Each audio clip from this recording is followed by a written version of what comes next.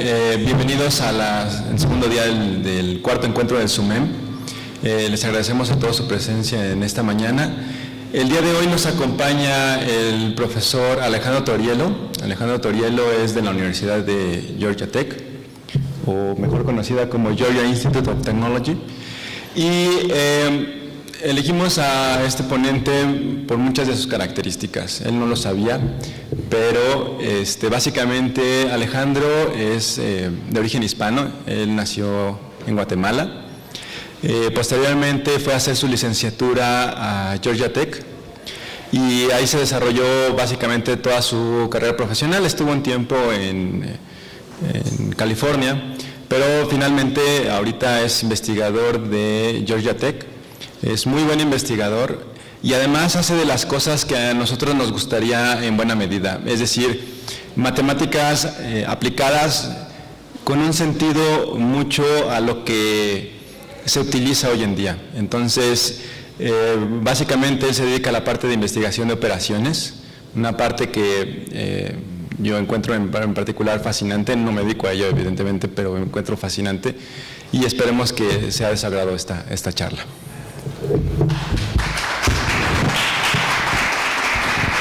Gracias.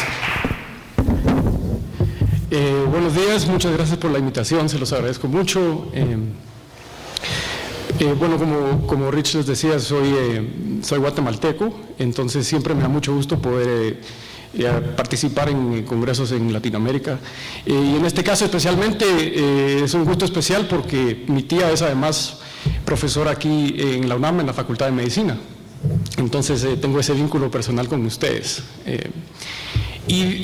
Bueno, primero de antemano les quería pedir dos disculpas. La primera es que, como les comentaban, soy guatemalteco, pero toda mi educación superior fue en Estados Unidos, entonces de vez en cuando yo aprendí todos los términos matemáticos en inglés y entonces de vez en cuando se me escapan algunos términos, ¿verdad? Ya tengo suficientes colaboradores hispanos que ahora ya puedo decir cosas como la clausura de la envoltura convexa, ya sé cómo decir eso, pero de vez en cuando se me escapan las palabras y puede ser que durante la charla algún término lo tenga que traducir así espontáneamente. Y la segunda disculpa es porque también, como les comentaba, como soy guatemalteco, de vez en cuando se me van a escapar algún guatemaltequismo que tal vez no pueden entender a primera vista. Hace un par de días estaba comiendo con mi tía y le pedí al mesero la dolorosa y no me entendió. Entonces me dijo mi tía, no, es que aquí no saben que eso es la cuenta. Okay. Entonces vamos a comenzar a ver qué tal nos va. Y por último les pido un favor, que yo quisiera que la charla sea lo más informal posible. Siéntanse en su casa para interrumpirme todo lo que quieran. Yo voy a pedirles que participen, que levanten la mano si quieren, que me contesten preguntas. Por mí la charla la podemos extender, la podemos comprimir. Yo quisiera más que nada que ustedes le saquen provecho. Ok. Estuve yo aquí ayer en el primer día de la conferencia y atendí varias de las charlas y de las ponencias y estaba viendo que muchos de los ponentes estaban hablando de cómo motivar la matemática en los alumnos, ¿verdad? A veces es muy difícil y es muy común que un alumno diga, ¿y esto de qué me sirve? ¿Verdad? ¿Para qué quiero aprender esto? ¿Verdad? Y entonces ayer, por ejemplo, vi unas ponencias donde estaban motivando los problemas de diferentes métodos matemáticos con temas del arte o con temas de economía, con temas de muchos diferentes ámbitos prácticos. Y entonces, específicamente para eso, a mí me parece que la investigación de operaciones es un tema muy especial para poder motivar a los estudiantes. ¿Por qué? Porque es un área que usa la matemática de una manera muy práctica y muy tangible, que siento yo es muy accesible para los estudiantes, hasta los estudiantes de bachillerato, bueno, yo digo secundaria, pero de bachillerato, que no tengan mucha experiencia con temas avanzados de matemática. Es muy fácil motivar temas de investigación de operaciones. Tal vez me levantan la mano si no han escuchado nunca el término de investigación de operaciones.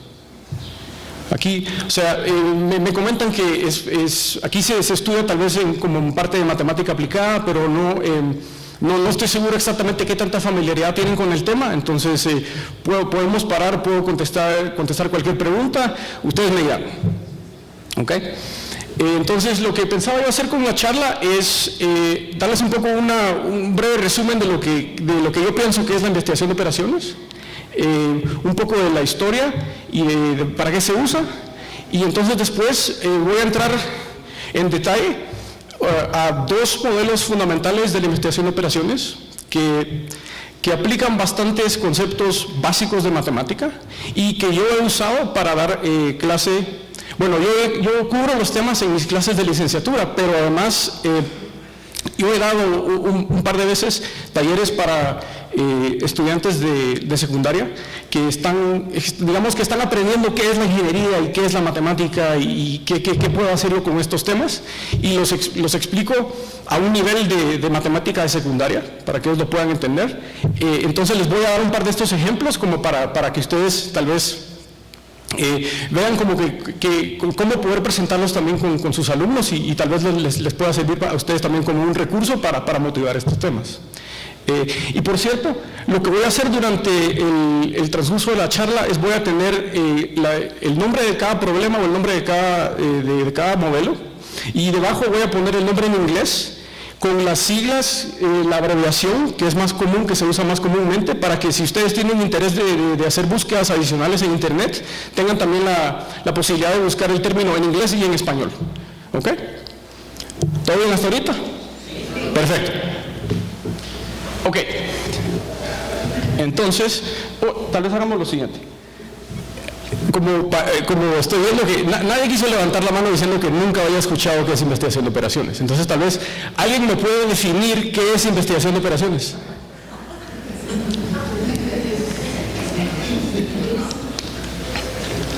Ningún valiente. Ok.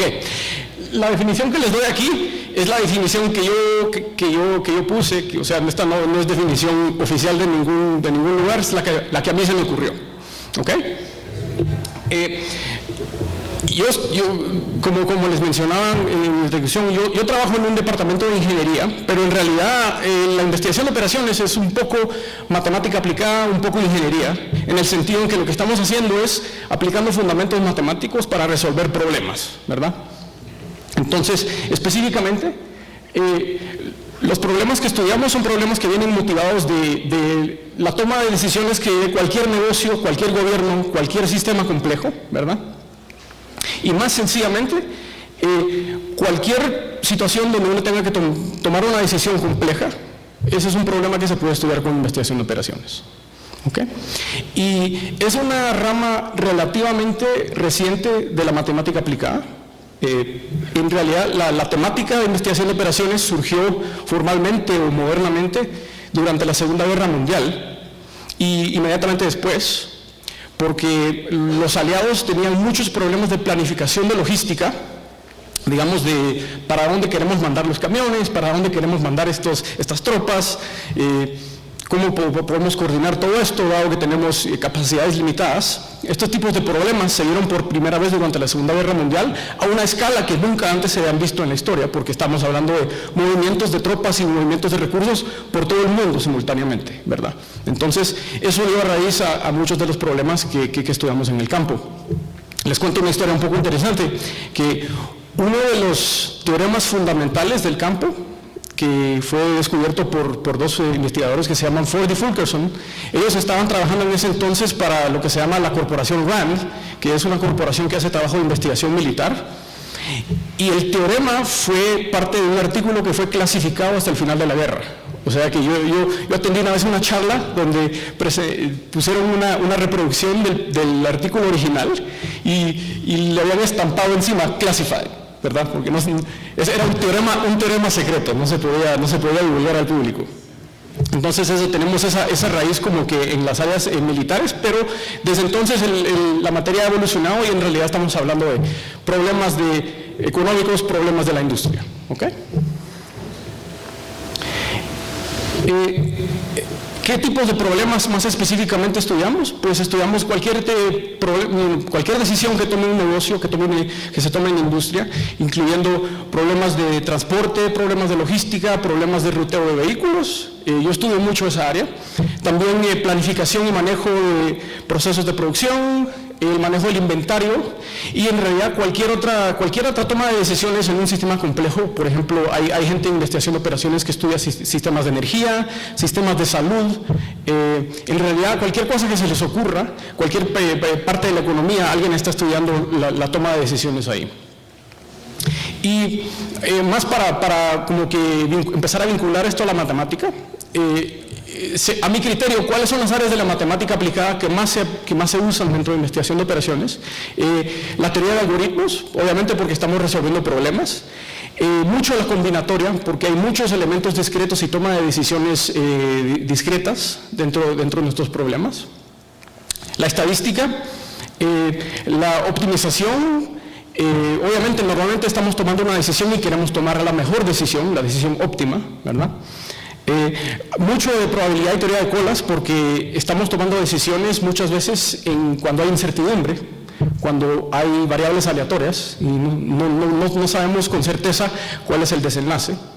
Y también la teoría de juegos, porque en muchos casos estamos tomando decisiones al mismo tiempo que otros actores están tomando decisiones que pueden estar cooperando con nosotros o pueden estar en oposición, ¿verdad? Entonces, muchos de estos elementos interactúan con la investigación de operaciones y se aplican dentro de nuestros problemas. Y les voy a dar vamos a entrar un poco a los ejemplos en breve. Y obviamente, para poder aplicar estas áreas de matemática que son más aplicadas y más avanzadas, se tiene que poder dominar las áreas más básicas de matemática como el álgebra, ¿verdad? Como la geometría, y entonces les voy a dar un poco una idea de cómo podemos aplicar esos conceptos más básicos en estos problemas. Y para terminar, antes de empezar como que ya a entrar a los ejemplos en detalle, solo les comento, para los que tengan interés y quieran averiguar más sobre el tema, les pongo aquí los nombres de algunas de las sociedades profesionales que trabajan en el campo. Primero, IFORCE es la Federación Internacional, que es como que la federación que incluye como miembros todas las federaciones y las sociedades nacionales de investigación de operaciones. Específicamente la Sociedad Mexicana se llama SMIO, y busqué, y ellos tienen una definición de investigación de operaciones que me gusta más que la mía, entonces pueden ir a buscar esta. Y también, yo soy miembro por trabajar en Estados Unidos, yo soy miembro de INFORMS, que es la sociedad profesional que hay en Estados Unidos. Y también les comento, para los que tengan interés y quieran conocer más, y quieran participar tal vez como exponentes, hay varias conferencias que se llevan a cabo en Latinoamérica y que se han llevado a cabo en México muchas veces, y les incluyo aquí dos que yo conozco. Una es CLIO, que es la como conferencia más académica, que es conferencia de investigación de operaciones, y después está también el Lagos, que es el simposio este es un poco más teórico, un poco más puramente matemático, que cubre algoritmos, grafos y optimización.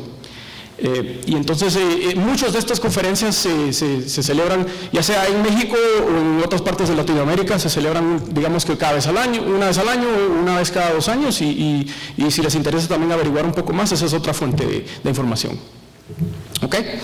Bueno, entonces, eso fue más o menos la introducción, y ahora vamos a pasar a ver un par de problemas en detalle y ver cómo se pueden cubrir temas de matemática. Entonces, el primer tema que voy a cubrir, o el primer problema que voy a cubrir, es el problema de la orden económica, la orden más económica. ¿Ok? En inglés este se llama el EOQ, y podríamos argumentar que es el modelo más básico de manejo de inventario que existe. Cuando cubro este modelo en mi clase le digo a mis alumnos que este es uno de los pocos problemas en nuestro campo que ya cumplió 100 años, porque el artículo original apareció en 1913. Este artículo no es un artículo académico, y el autor no era un profesor. Este era una persona que trabajaba en una fábrica y publicó un artículo en una revista, digamos que de industria, donde estaba hablando de cuando él tenía que hacer un plan de producción y quería decidir cuántas unidades quería producir a la vez, cómo lo decidía, ¿verdad? Entonces ya está el título del artículo lo dice todo. El título es literalmente ¿cuántas unidades produzco a la vez? ¿Okay? Y entonces el problema se explica de manera muy sencilla.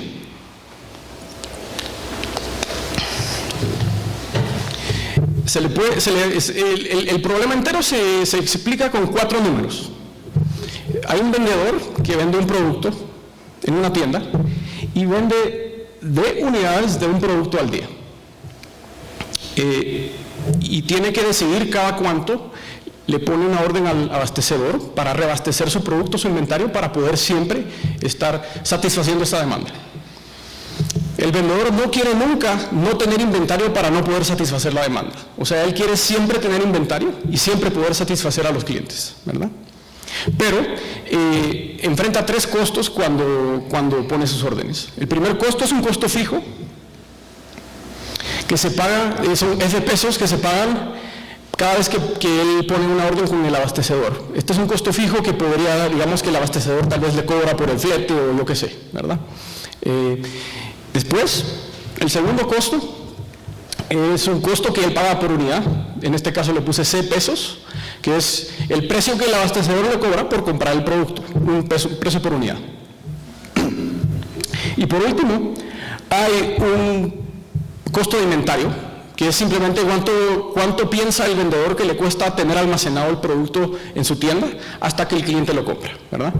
Y en este caso estoy hablando de H pesos por unidad por día. Entonces este es un costo que se acumula mientras más tiempo esté ese producto sentado en el almacén, en la parte de atrás de la tienda, esperando, ¿verdad? Entonces este es un problema que cualquier estudiante puede entender. Con saber muy poca matemática, el estudiante puede entender que esto es un problema que enfrenta cualquier vendedor. Entonces, yo siento que es un problema que se puede motivar muy fácilmente, pero vamos a ver entonces cómo podemos investigar un poco y aplicar un poco unas temáticas de matemática para decidir qué es lo que tiene que hacer el vendedor. ¿Okay?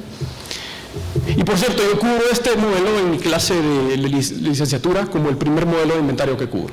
O sea, este es el modelo más básico, pero es el modelo que es el modelo como que es la base para cualquier toma de decisión más complicada. Ok, entonces veamos un poco cómo funciona, cómo es la dinámica de este sistema. Entonces, si vemos la trayectoria del inventario versus el tiempo, cuando empiezo con una cantidad de inventario y no hago nada, si estoy vendiendo 2 unidades al día, entonces estoy consumiendo el inventario en una pendiente que tiene la línea es pendiente menos D, ¿verdad? Porque estoy consumiendo el inventario de unidades al día, ¿verdad?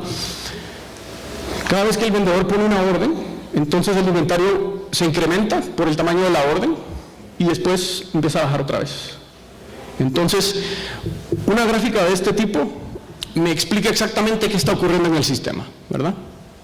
Cada vez que hay un brinco vertical, ese es el momento en que se puso una orden. La diferencia entre el punto bajo y el punto alto, la diferencia, el brinco, es la cantidad que ordené. Entonces yo sé que cada vez que hay un brinco, pagué F pesos más C pesos por la distancia vertical. Y además, ¿cómo calculo el costo de inventario? El costo de inventario, veamos lo siguiente, como el inventario se consume de manera constante, entonces digamos que de este instante a este instante, el inventario está decreciendo de acá hasta acá. Entonces, ¿cuál es el inventario promedio? En ese intervalo de tiempo, ¿cuál es el inventario promedio? ¿Alguien quiere levantar la mano? El inventario promedio está a medio camino, ¿verdad? Porque el inventario se está consumiendo de manera constante. Entonces, a medio camino está el inventario promedio, y ese inventario es el promedio durante este transcurso de tiempo, ¿verdad? Entonces, el costo de inventario que pago durante este intervalo de tiempo es exactamente la mitad de la altura multiplicado por la base, multiplicado por el costo de inventario. O sea, el área del triángulo o el área del cuadrilátero multiplicado por el costo de inventario.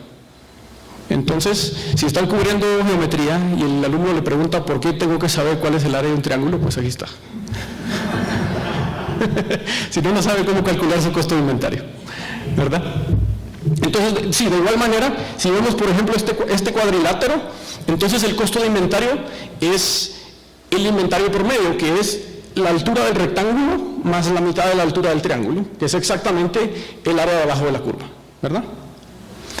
Ahora, si tienen estudiantes más avanzados que ya saben de cálculo integral, les pueden decir, bueno, y si la demanda no es constante y se consume de una manera distinta, entonces tienen que sacar un integral, ¿verdad? Entonces también le pueden decir, a los más chispudos les pueden decir eso.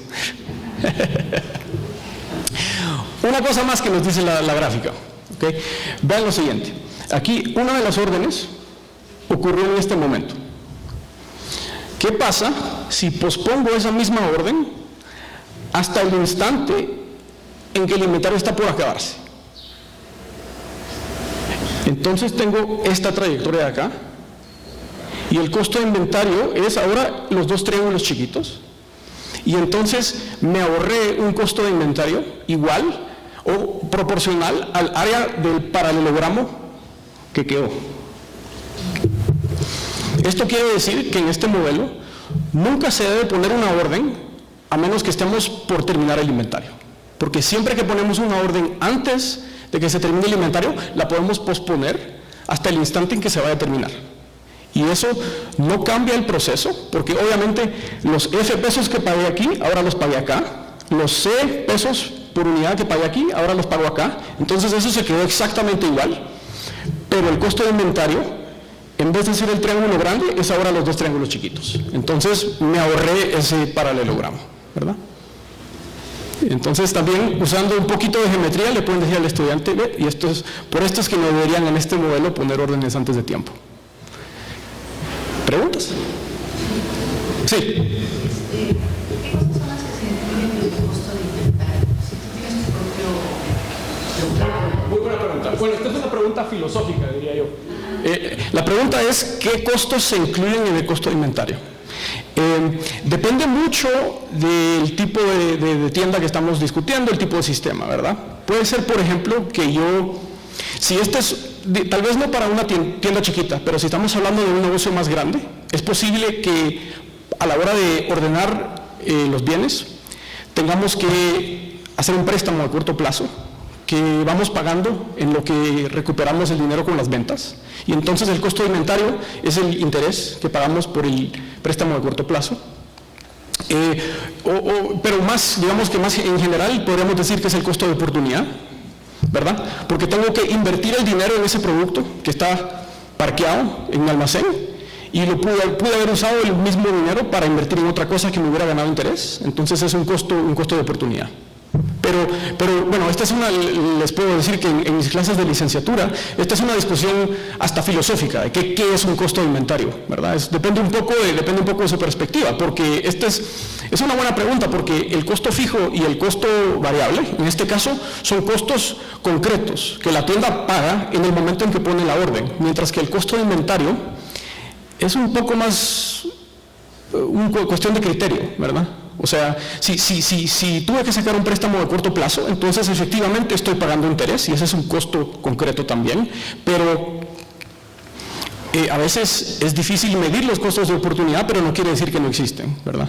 Entonces depende un poco de eso, depende un poco de la filosofía del vendedor. Sí. Pero si el producto es perecedero, necesitamos refrigerante, necesitamos una máquina, por supuesto, para la luz, tal vez un vigilante para que no se vaya a extraviar nada. Efectivamente, y eso puede también estar incluido en el costo de inventario, aunque depende un poco, porque, por ejemplo, esto también se lo digo a mis alumnos, si tengo que pagar costo de almacenaje, digamos que la tienda no tiene suficiente espacio para guardar todo el producto y tiene que tal vez arrendar un espacio en un almacén, yo no puedo arrendar solo el espacio que necesito en ese momento, sino probablemente tengo que firmar un contrato que es a plazo de meses tal vez, y tengo que alquilar la cantidad máxima de espacio que voy a necesitar. Entonces en ese caso el costo de almacenaje sería proporcional no al triángulo, sino al rectángulo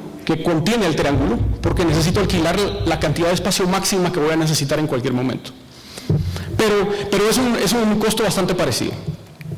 Y todos estos, no voy a entrar en tanto detalle, pero todas estas variaciones, productos perecederos, costo de almacenaje, todas estas cosas se pueden incluir en un modelo como este. ¿Okay? ¿Otra pregunta? Ok, entonces ya establecimos que las órdenes pueden tomarse, se pueden poner solamente en los instantes, en el instante en que estamos por acabarnos el inventario. Entonces, sabiendo eso, sabemos además que todos los parámetros del problema son constantes. Entonces, si yo decidí en un momento pedir 100 unidades, no habría por qué en el siguiente momento ordenar 200. Si pedí 100 en este momento, debería también pedir 100 en el otro momento, ¿verdad? Porque todos los parámetros del problema son constantes en el tiempo. Entonces, lo que estoy haciendo es reduciendo una decisión que tiene, reduciendo un problema que tiene un número infinito de decisiones, que ordeno cada vez que tengo que ordenar, a un problema donde simplemente tengo que decidir cuándo tengo que ordenar, cuánto ordeno, ¿verdad? Entonces, por ejemplo, aquí les pongo dos posibilidades. En un caso estamos ordenando tal vez cada 3 días y en el otro caso estamos ordenando tal vez cada 5 días. Y entonces tenemos dos trayectorias distintas que coinciden cada 15 días y después se repiten, ¿verdad? Entonces lo que yo quiero saber es cuál es la mejor trayectoria, ¿verdad? Yo quiero optimizar. Entonces, para saber cuánto es lo que queremos ordenar, cuándo hay que ordenar, vamos a hacer entonces un cálculo y decidir cuál es el costo por orden, ¿verdad? Entonces, cada vez que ordeno, si ordeno una cantidad Q, y aquí Q es, en inglés se dice quantity, con Q, ¿verdad? Pero no le quise poner cantidad C porque ya usé C para el costo. Entonces, si ordeno Q unidades, entonces pago los F pesos, que son del costo fijo, pago C por Q pesos por el costo variable, y después el área de este triángulo es la mitad de la altura, o sea, Q sobre 2, multiplicado por la base, que es Q sobre D, porque las Q unidades me aguantan Q sobre D días, porque consumo D unidades al día, ¿verdad? Entonces, el costo de inventario es HQ al cuadrado sobre 2D. ¿Ok? Pero, obviamente, si ordeno menos unidades, las tengo que ordenar con más frecuencia, y si ordeno más unidades, las tengo que ordenar con menos frecuencia, pero pago más en inventario, ¿verdad? Entonces, no puedo comparar este término para diferentes cantidades, sino tengo que promediarlo, tengo que decir cuánto es lo que estoy pagando de un día para el otro, ¿verdad? Entonces, yo sé que si ordeno Q unidades, las consumo en Q sobre D días. Entonces, lo que voy a hacer es voy a promediar este costo, que es lo que me ocupa Q sobre D días, y lo voy a promediar para ver cuánto pago al día. ¿Ok? Entonces voy a dividir esta cantidad por Q sobre D, que es el número de días que me aguanta, y entonces me queda esto. Y esa es la función que quiero minimizar. Ese es el costo. Este es el costo por día, ¿verdad? Si ordeno Q unidades, en promedio estoy pagando este costo cada día. Y eso es lo que quiero minimizar. ¿Preguntas? Ok, entonces, el vendedor quiere minimizar esta función, y vieron que es una función bastante sencilla y bastante bonita que se le puede también enseñar a un estudiante, ¿verdad? Tiene 3 elementos que son bastante sencillos. Hay un elemento constante, hay un elemento lineal y hay un elemento inverso. ¿Ok? Entonces, primera cosa que hay que notar es el costo variable, el C, no influye en mi decisión. O sea, no importa cuánto me cobre el abastecedor por unidad, porque si vendo D unidades al día, entonces en promedio estoy pagando C por D unidades al día. Y no puedo hacer nada para cambiar eso a menos que cambie de abastecedor, ¿verdad? Entonces, la decisión de cuántas unidades ordenar cada vez que tengo que ordenar no es impactada por el costo variable, es nada más impactada por el costo fijo y el costo de inventario. Y estos están en oposición, ¿verdad? Porque en promedio, mientras más chiquita es mi orden, más frecuentemente tengo que ordenar, entonces mi costo fijo por día va a subir, porque voy a tener que pagar ese costo fijo más frecuentemente. Mientras que al agrandar mi orden, tengo que pagar ese costo fijo con menos frecuencia y entonces baja, ¿verdad? Y de igual manera, el costo promedio que pago por inventario, ¿verdad? Si pongo una orden más grande, tengo más producto que está esperando más tiempo en el almacén antes de venderse, entonces mi costo promedio de inventario sube, ¿verdad? Entonces estos son los dos costos que están en oposición. Ahora, para un estudiante avanzado, si ustedes, para los que cubren cálculo diferencial, ya saben que esto se puede resolver, se lo dan a un estudiante ducho y en 5 minutos les va a dar la respuesta, ¿verdad? Porque les va a decir, bueno, tomo la derivada, esta es una función, por cierto, la función C, es una función convexa, entonces sabemos que el mínimo va a estar cuando la derivada es igual a 0. Entonces, cualquier estudiante que tengan ustedes que es ducho, en 5 minutos les va a decir, esta es la respuesta, ¿verdad? O sea, voy a derivar la función, la voy a igualar a 0, y eso me deja que la derivada del costo fijo tiene que ser igual a la derivada del costo de inventario, y eso me da este número, ¿verdad? Entonces, si tienen para los que cubran cálculo integral, ahí está un problemita que le pueden dar a un estudiante, ¿verdad? Pero veamos una cosa, pongámosle atención aquí un momentito a esta ecuación. Esta es la derivada del costo fijo por día, y esta es la derivada del costo de inventario por día. ¿Qué pasa si tomo aquí el Q cuadrado y multiplico los dos lados por Q? Si multiplico los dos lados por Q, me queda de este lado el costo fijo y de este lado el costo variable. Perdón, el costo de inventario. O sea, vean aquí, este es el costo fijo, este es el costo de inventario. Es una propiedad particular de este modelo que en la cantidad óptima no solo igualo las derivadas, sino que también igualo los costos originales. O sea, mi cantidad óptima es la cantidad donde igualo el costo fijo por día con el costo de inventario por día. Entonces, ¿qué quiere decir eso? Que cualquier estudiante que sabe encontrar la intersección de dos funciones les puede dar la solución. Porque la solución de este problema es nada más la intersección de las dos curvas. Y eso, aunque no sepan nada de cálculo diferencial, lo pueden calcular, ¿verdad? ¿Qué tal? ¿Preguntas? Ok. Creo que me voy a apurar porque si no, no va a quedar tiempo para el otro. Entonces, solo para resumir, el modelo de EOQ le puede servir a los estudiantes para calcular varios temas de matemática, incluyendo un poco de álgebra, un poco de geometría y cálculo diferencial para los que estén más avanzados. Y además, siguiendo un poco lo que sugería el colega, hay muchas variantes de este modelo que se pueden incorporar, donde podemos decir, por ejemplo, el vendedor está ordenando 2 productos a la vez, pero el abastecedor le cobra nada más un costo fijo, ¿verdad?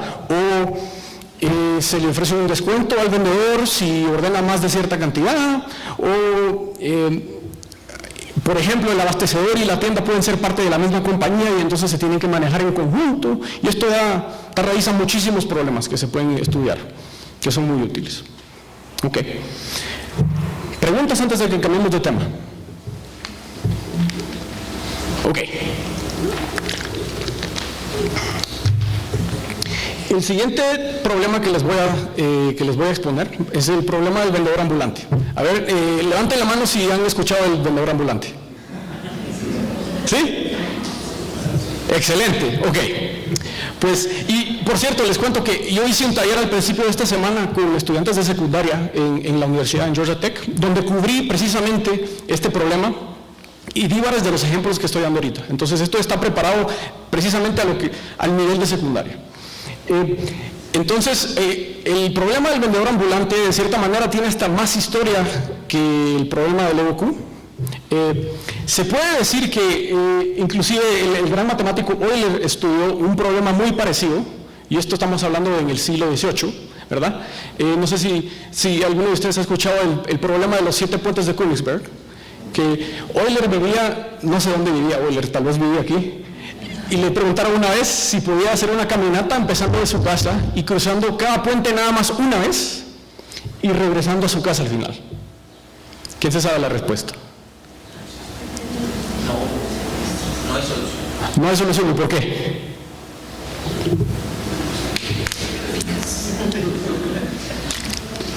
Bueno, no hay solución porque cada punto de este grafo está tocando a un número impar de líneas.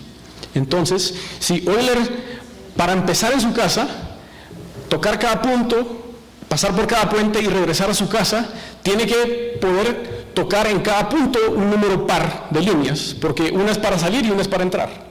Pero si hay un número impar en cada punto, eso es imposible.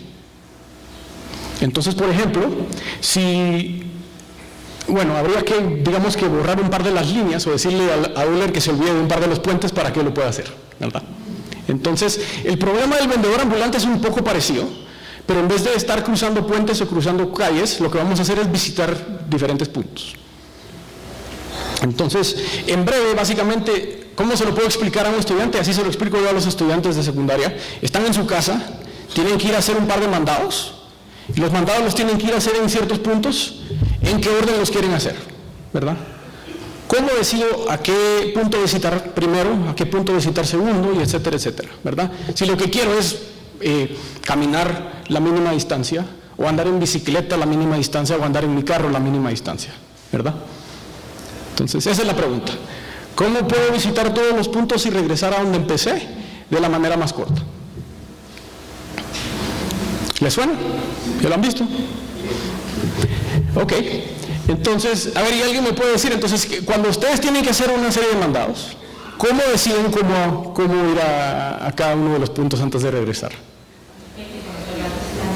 Bueno, sí, pero digamos que conocemos las distancias y digamos que las distancias son, para hacer que sea muy sencilla la cosa, las distancias son proporcionales, así como aquí. Son distancias euclidianas. ¿Cómo decido a dónde ir primero? ¿Perdón? Sí, yo quiero saber en qué orden visitar los diferentes puntos para visitarlos todos, minimizando mi distancia. Entonces, y les advierto de un solo que la solución no es sencilla, ¿ok? Entonces, y además, en este caso, la solución es fácil, ¿verdad? En el peor de los casos solo pruebo muchísimas cosas y no me va a funcionar, ¿verdad? Pues aquí hay un ejemplo más. Esta es una foto que saqué este es un profesor de la Universidad de Waterloo que estudia este problema en mucho detalle y diseñó un problema donde sacó casi 2 millones de ciudades en todo el mundo y midió las distancias geodésicas. O sea, digamos que si uno volara de una ciudad a la siguiente y quisiera visitar todas las ciudades del mundo y regresar de donde empezó. Y esta es la solución que sacaron.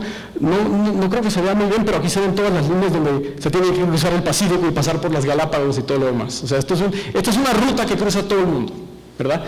Y es además, usando métodos avanzados, es una ruta que pueden comprobar que es, si no óptima, casi óptima.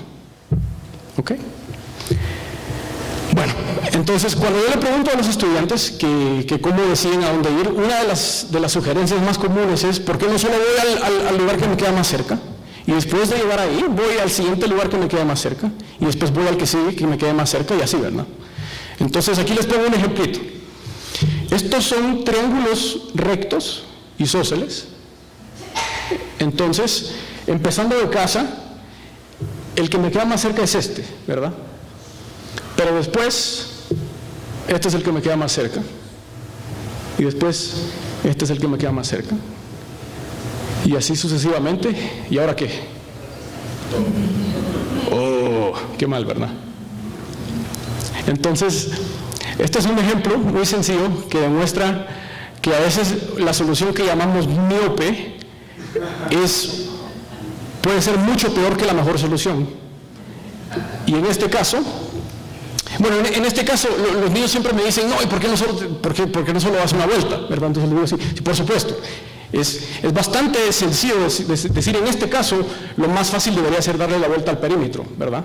Pero darle la vuelta al perímetro es algo que no es fácil de reproducir en problemas más complejos como este, mientras que ir al vecino más cercano es algo que yo puedo reproducir en cualquier problema.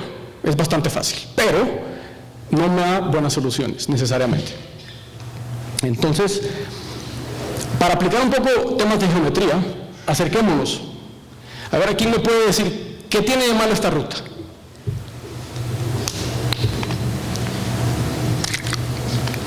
¿Es la mejor ruta?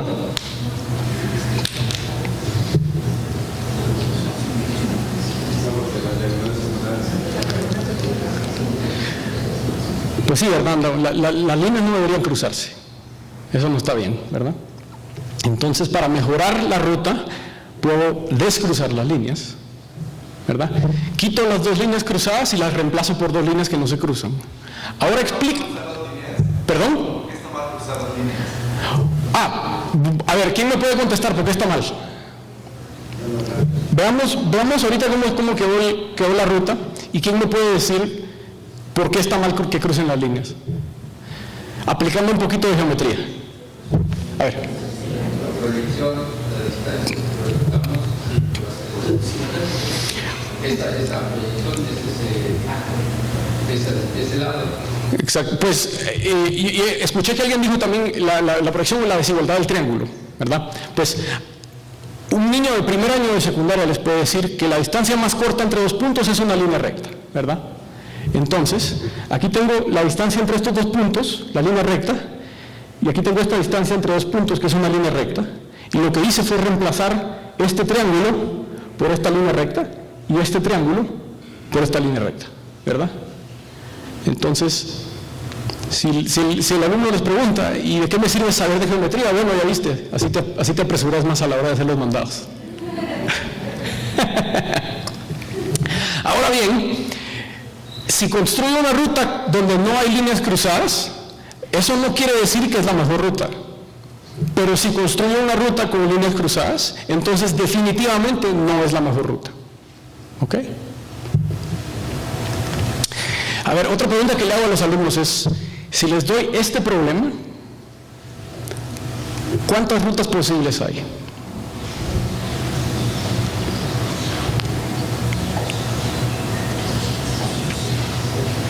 Tengo que visitar a 6 puntos antes de regresar a mi casa. Entonces, cuando estoy empezando, ¿cuántas opciones tengo? 6.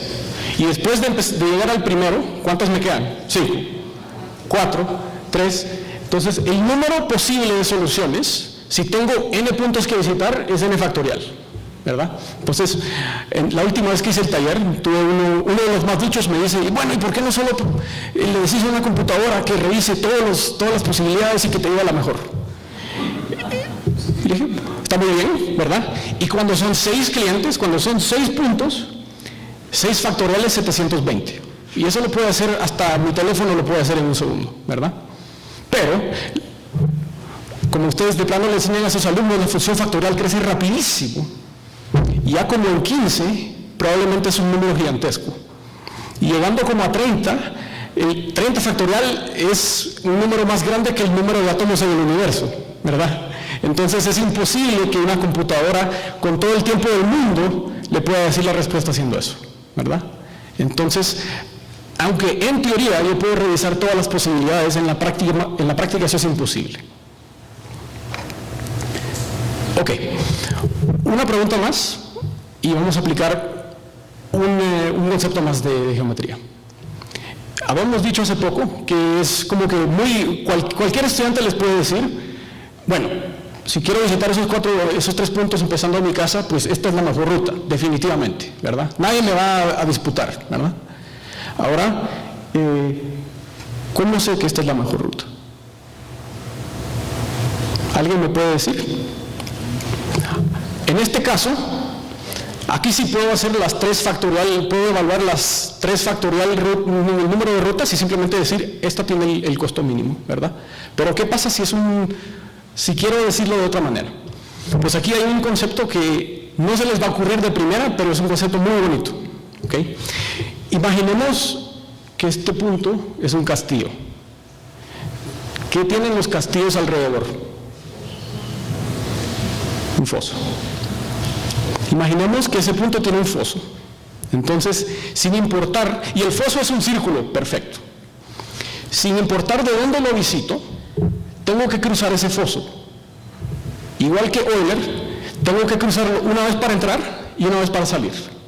Entonces, el diámetro del foso me dice que yo tengo que cubrir esa distancia como mínimo. Si voy como parte de cualquier ruta, yo tengo que cubrir esa distancia, ¿verdad? Pero no solo le tengo que dar un foso a uno de los puntos, le puedo dar a cualquiera. Y con tal que los fosos no se traslapen, la suma de los diámetros de cada uno me da una distancia que cualquier ruta tiene que cumplir para visitar a todos los puntos. ¿Sí? ¿Tiene pregunta? No. Okay. ¿Está claro?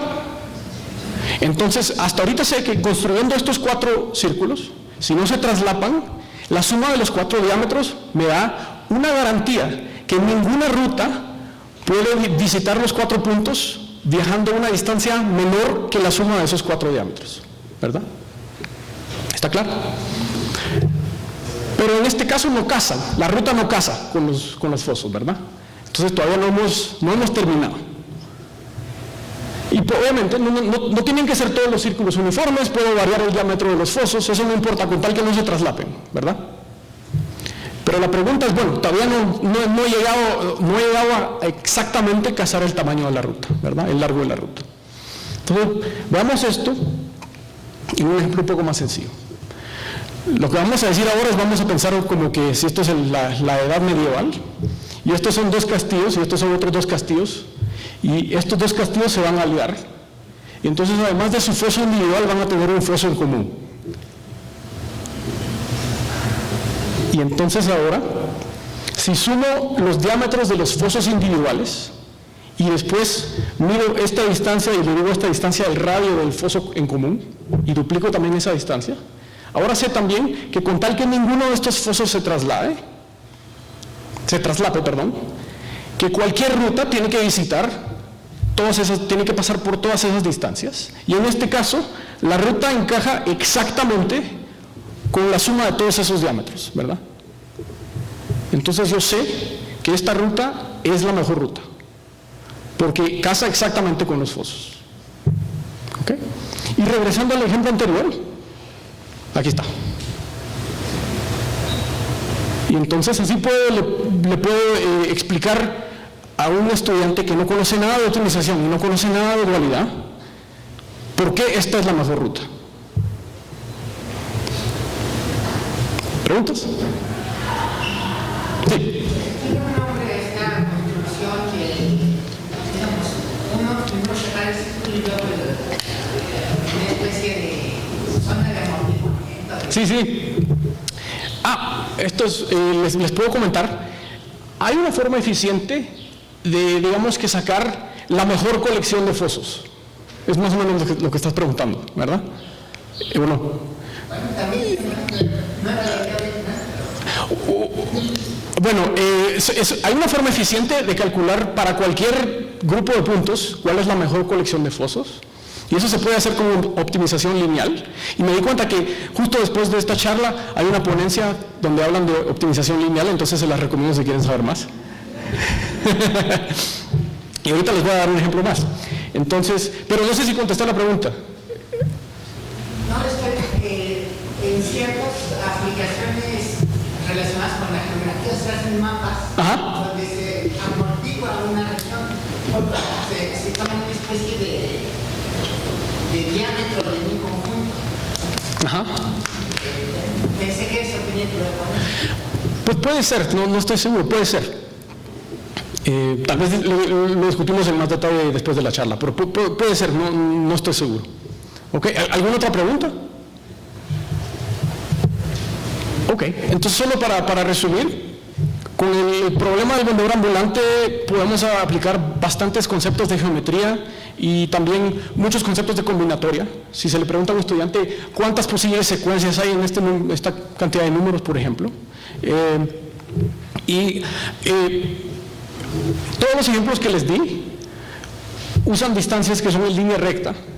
Ahora imagínense que en vez de tener línea recta, decimos, estos son direcciones en una ciudad, Bueno, la Ciudad de México no tiene calles verticales y horizontales, pero imaginémonos, tal vez, bueno, la Ciudad de Guatemala, excepto en una parte, tiene más o menos calles que van norte, sur y este-oeste, ¿verdad? Entonces, la distancia entre dos puntos no sería la de la línea recta, sino sería la suma de la distancia vertical y la distancia horizontal.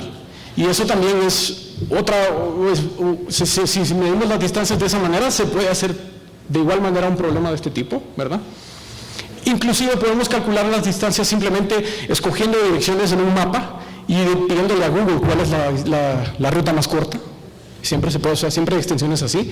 Una extensión que me gusta mucho a mí es cuando el vendedor elige no visitar ciertos lugares y paga una multa en vez de visitarlos, ¿verdad? Entonces ya no estoy eligiendo solo una secuencia en los puntos en total, sino puedo elegir un subconjunto y después elegir una secuencia solo para el subconjunto. Entonces hago hasta... incluye hasta más combinaciones, más secuencias, ¿verdad? Y muchas otras, muchísimas otras. Bueno, y ahora solo para terminar esto, ya casi se nos acaba el tiempo, entonces les dejo un par de ejemplos como que en breve, solo para el tipo de cosa que se puede cubrir en una clase. Voy a cubrir un par. El primero que les voy a dar es el problema de asignaciones, que este es el problema de tenemos N trabajadores y hay N trabajos que queremos completar hasta el final del día y queremos darle a cada trabajador un trabajo, ¿verdad? Entonces tengo aquí 4 trabajadores y aquí tengo 4 trabajos y quiero elegir a qué trabajador le doy cada trabajo. Ahora una preguntita. ¿Cuántas posibles soluciones hay en este problema?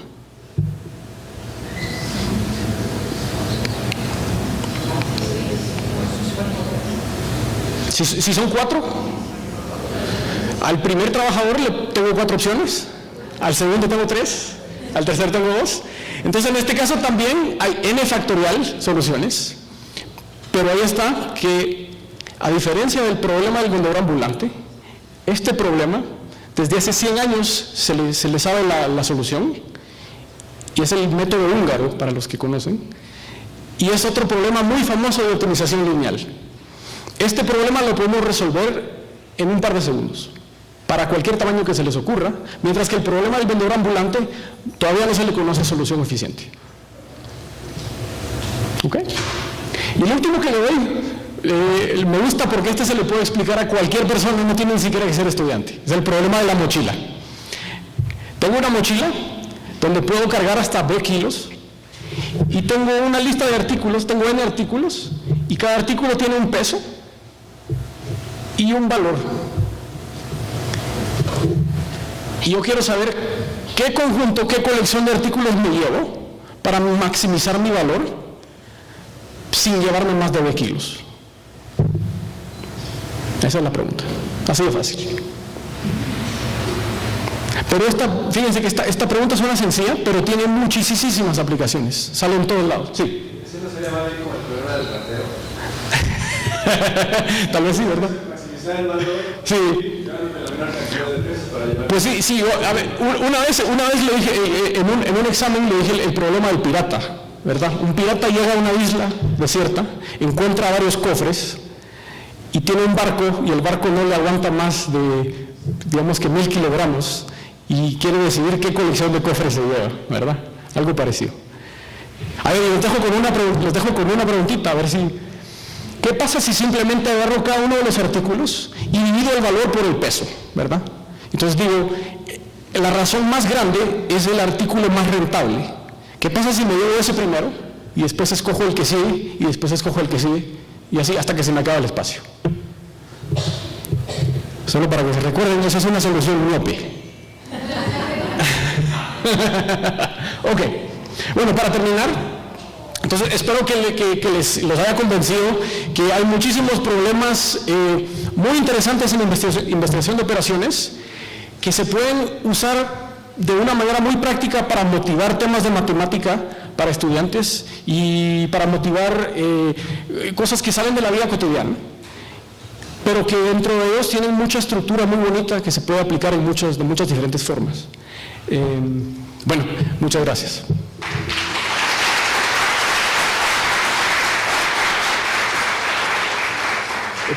¿Preguntas?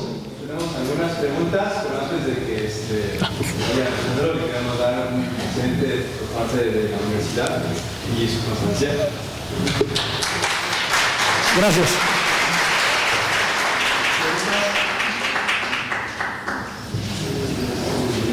Ya se les dejó tarea.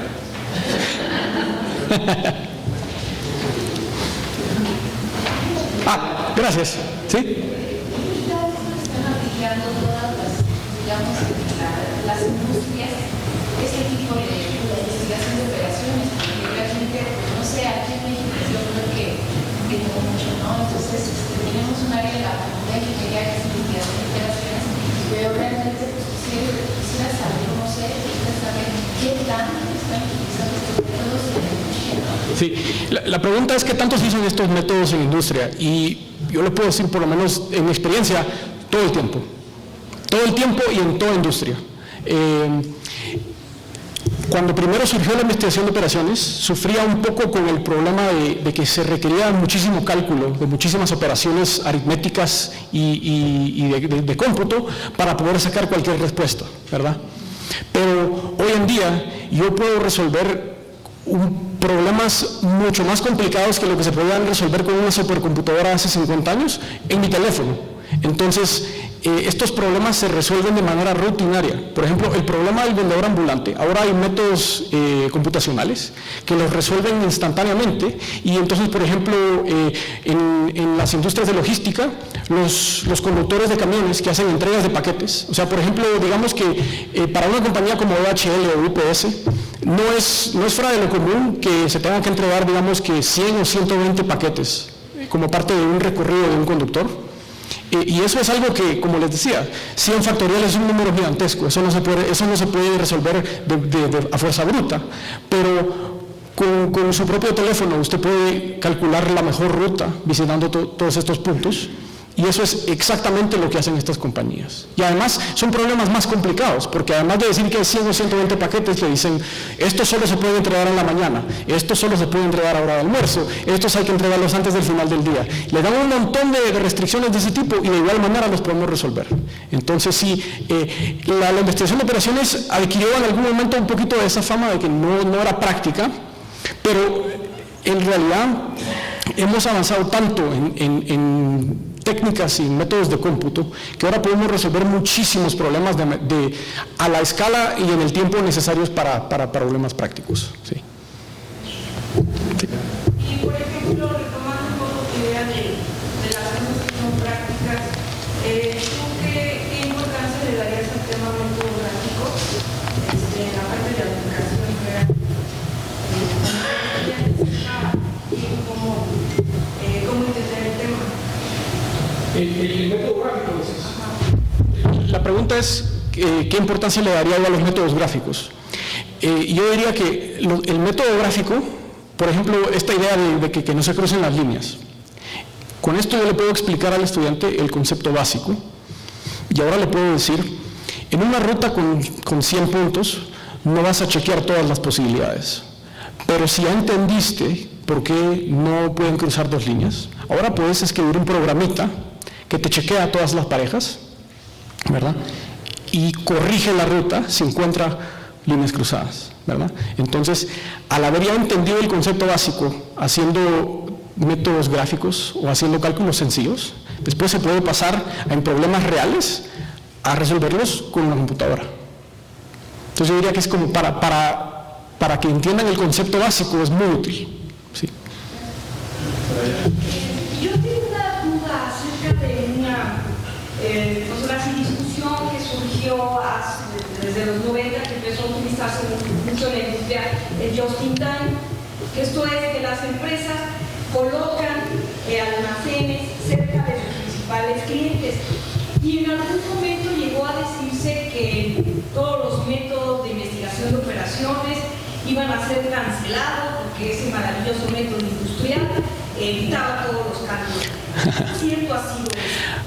Bueno, yo diría primero, la pregunta es que si el método just in time, que es el método de tener, digamos que el inventario posicionado para satisfacer la demanda en el instante, que si eso va a darle fin a los métodos de investigación de operaciones. Y lo que diría yo es que para poder administrar un sistema de ese tipo, igual se tienen que aplicar métodos de investigación de operaciones, son métodos distintos, pero igual se tienen que aplicar. Y también, ahora que ya tenemos bastante experiencia con los métodos just in time, ya se sabe que para ciertas industrias son más útiles que en otras. Entonces, en algunas industrias se han decidido por hacer esa metodología, mientras que en otras administran las cadenas de abastecimiento de una manera más clásica porque les conviene más.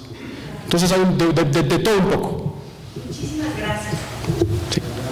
Hola. ¿Podrías comentar algún problema matemático de carácter general que surja de este tipo de aplicaciones? Por ejemplo, los problemas de T. ¿Los qué, perdón? Sí, bueno, perfecto. Les puedo decir, para los que sepan la diferencia entre los problemas de clase P y clase NP, NP completo y ese tipo de cosas. El problema del vendedor ambulante es uno de los problemas clásicos que son lo que se llama NP completos. También, por cierto, el problema de la mochila también. Mientras que el problema de asignación está en P. ¿Ok? Y estos son para los que no saben, la idea de un problema en P es un problema que se puede resolver eficientemente, entre comillas. Mientras que un problema que está en NP completo es un problema donde no se conoce ningún método eficiente para resolver y se sospecha que no existe ningún método para resolver. Y entonces, desde hace mucho tiempo, se ha tratado de estudiar en la teoría del cómputo, digamos que el cómputo teórico de la teoría de complejidad, si la clase NP completa, la clase de problemas más complicados, es estrictamente más grande a la clase de problemas que están en P. Y hasta la fecha no se ha podido comprobar si sí o si no. Y si lo quieren comprobar, se ganan $1 millón. Sí, exacto. Este es uno de los premios del Instituto Clay. Sí, y entonces nosotros lo que estamos, los problemas que nos interesan son precisamente todos estos problemas que son difíciles, que están en NP completos. Sí. Le agradecemos a Alejandro una vez más. Muchas gracias.